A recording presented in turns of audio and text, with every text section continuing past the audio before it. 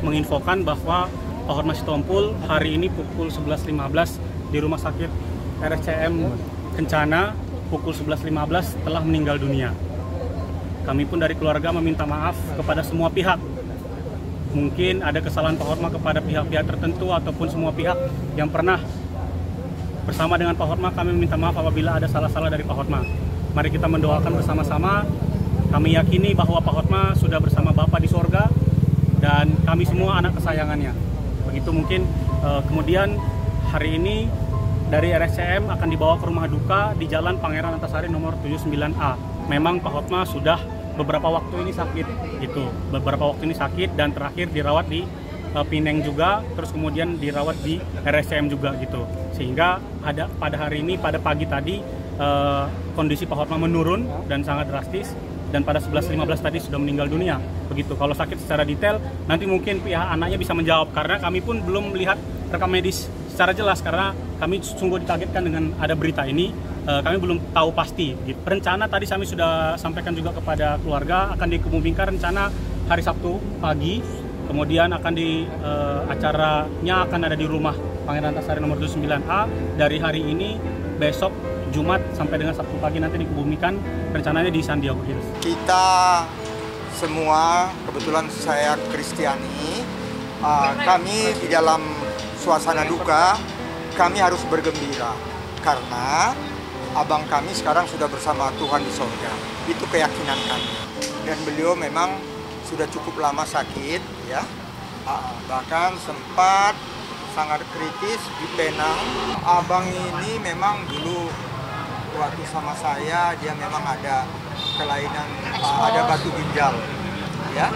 Udah itu mungkin ada gula, udah itu ada jantung, ya.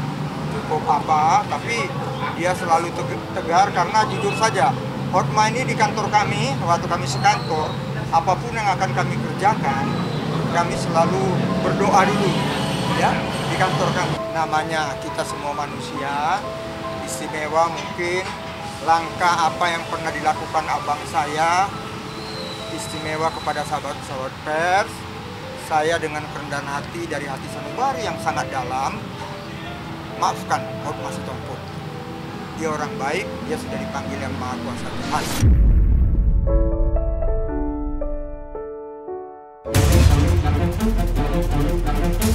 Ya, ikutilah apa yang saya ucapkan. Bismillahirrahmanirrahim. Demi Allah saya bersumpah bahwa saya sebagai saksi akan memberikan keterangan yang benar, tidak lain daripada yang sebenarnya. Oke, silakan duduk.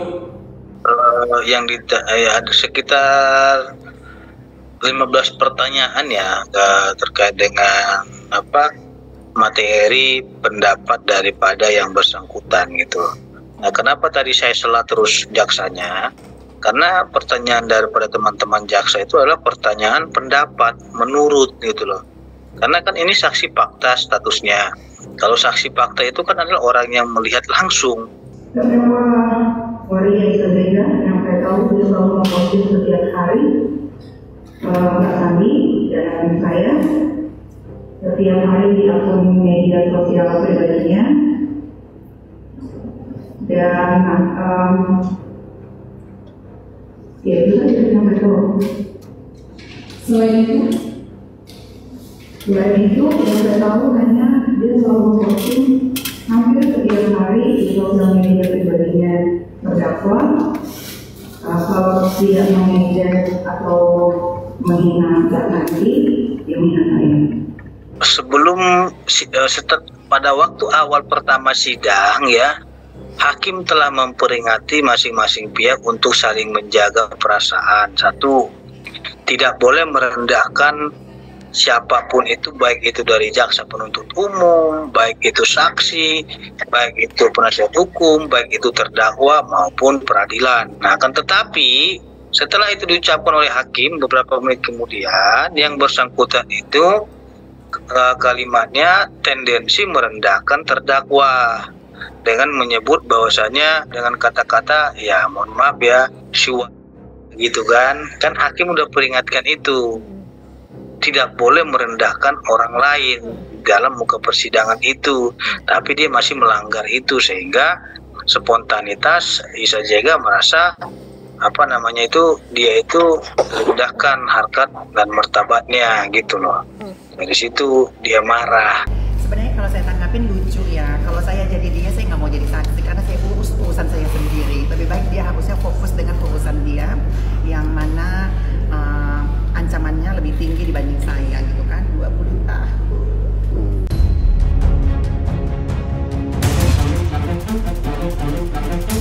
Tunggu aja, pokoknya bakal gue spill semuanya, semua bukti, ntar gue awas lo bocor-bocor, gue nggak mau ya, pokoknya.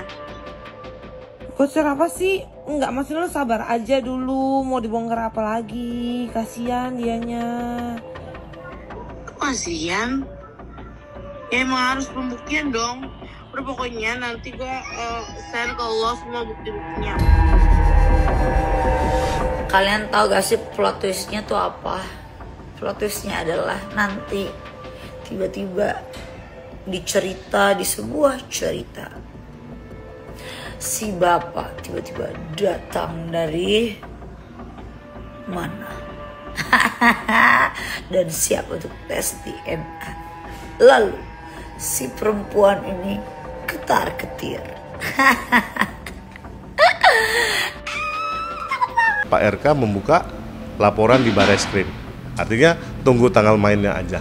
Kalau untuk proses langkah hukum itu kita sudah melakukan somasi. Somasi tersebut itu kan proses sebelum kita melakukan upaya untuk litigasi. Ini kan upaya di luar litigasi ya, di luar pengadilan.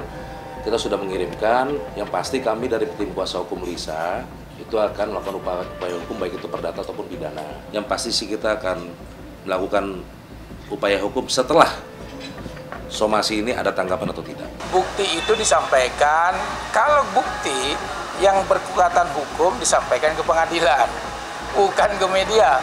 Pertanyaan saya, kalau disampaikan ke pengadilan, ke media berkekuatan hukum, enggak, kan enggak ada bernilai. Ya kalau kami anggap, ya silakan saja, itu hak dia untuk menyampaikan ya, tapi kami hanya mengingatkan segala sesuatunya yang punya fitnah dan pencemaran ada konsekuensi hukumnya.